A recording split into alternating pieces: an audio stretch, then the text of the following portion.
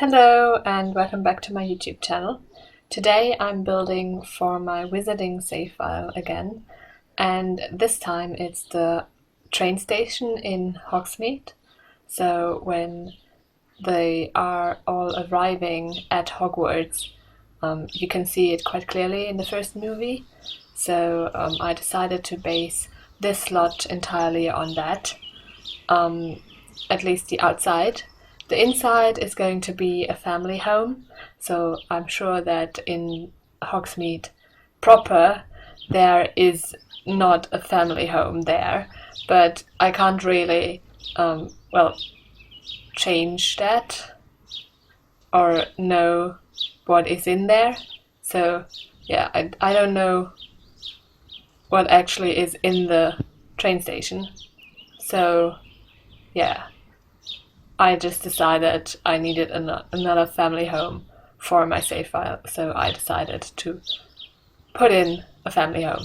And as you can see, I've already built the train station, and I put in all the windows and doors as well.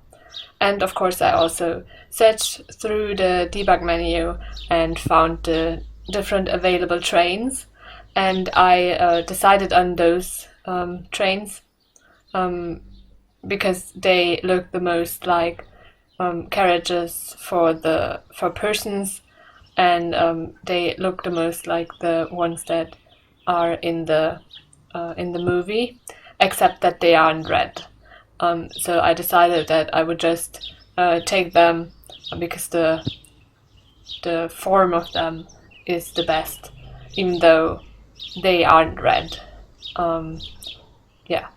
And now I'm painting the roof, and I wanted to mimic the different steps in at the side of the building in the movie. So I did that with some half walls to mimic it. It doesn't look exactly like that, but that was the best that I could do. And I kept the outside as close to the color that is in the movie as I could. So it's brick, but in the movie it's a little bit more multicolored, so there are more colors in the bricks. This one is it's all the same color really, and in the movie it's a little bit more varied, but I couldn't change that. And yeah, that was basically the outside. And then I moved in and put in stairs, and just to figure out how I would lay everything out, so what is where and stuff. And I decided that on the left hand side from the front of the lot would be the public bathrooms. So because it's a train station, I just thought it would be a nice touch to actually have public bathrooms. So I put in 3 toilets and some sinks as well. And now the left side with the toilet in the 3x2 room, that will be the toilet or the bathroom for the family home. So the public bathroom is accessible through the door that you can see here from the outside, and you can't move inside from there. And the bathroom here for the family home is accessible from the inside and not from the outside. So, which does make sense, I think. Yeah, and I wasn't quite sure what windows I would want to put into the bathroom, but because it's a medium tall wall height, I could also just move up the windows a little, so it's not as much of a problem to have windows in the bathroom. And I kept the bathrooms, the public and the private bathroom, I kept it quite simple. So I used dark flooring. In the public one, the same as the outside. In the private one, I chose a different tile, and I kept the same bricks for the walls as in the outside. Then on the right hand side of the of the build, I decided to put the master bedroom with an office. And next to the bathroom, I put the kitchen with like an oven, sink, fridge, what you have in the kitchen. And then in the two alcoves, I put seating and a dining table. So there's a master bedroom downstairs, so that's 2 sims, and upstairs will be a child's bedroom and a teen's bedroom, so there's 4 sims. So just a round table was enough for this family. I put down some chairs in that some armchairs in that alcove, just to fill that space. I wasn't quite sure what to do with it, so I just put it downstairs.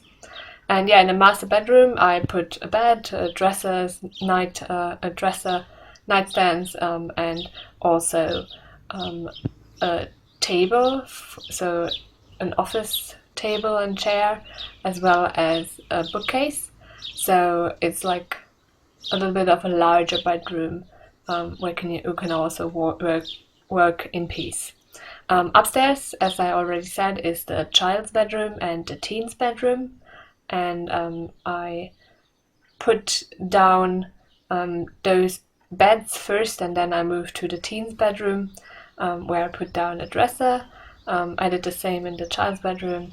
I just moved from one bedroom to the other, and then I put down some toys in the child's bedroom.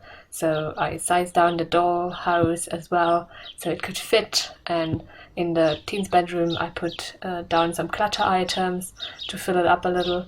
And the area, the rest of the upstairs, I dedicated to like a lounge area, so like a living room, essentially, with a fireplace. I thought the 2 chimneys that are outside, one is connected to the fireplace, so that's on that side, and on the other side, that one is connected to the stove. So I have kind of a reason for two chimneys to put in there. And then I put down some rugs everywhere and chose the flooring for the rest of the build. And then I was moving on to the color everywhere. So I decided that the teen is Gryffindor and everything is like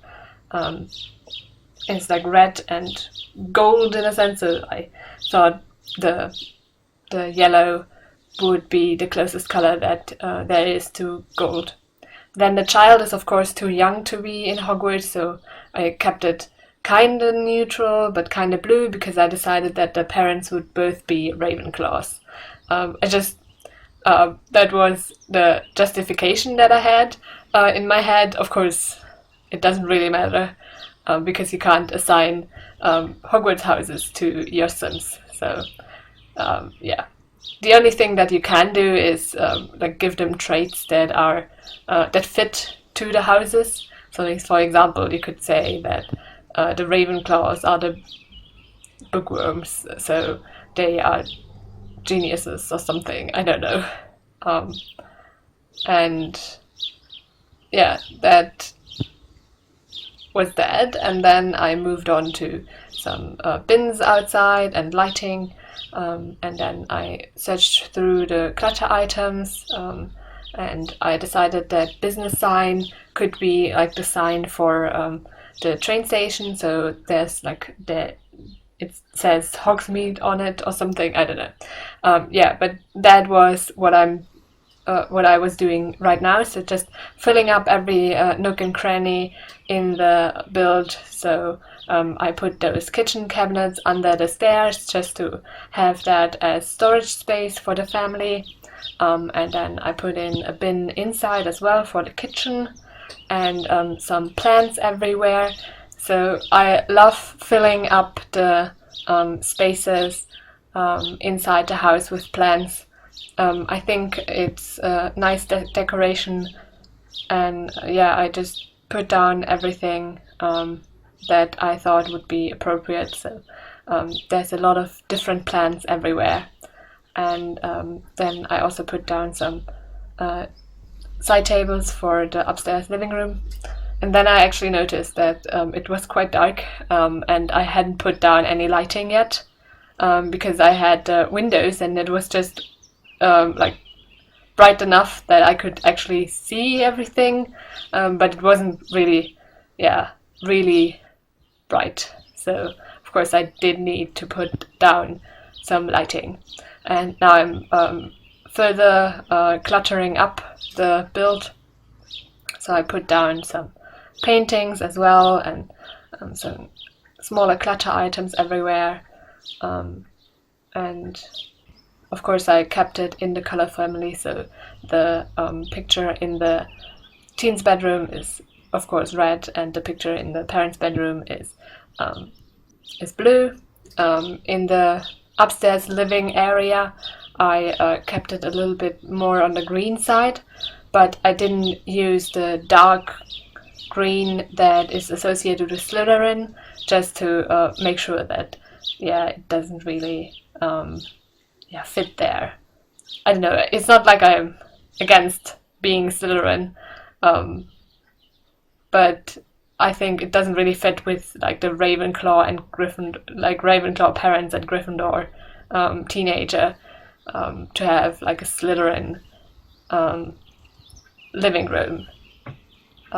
So I kept the green that I used to a more earthy green.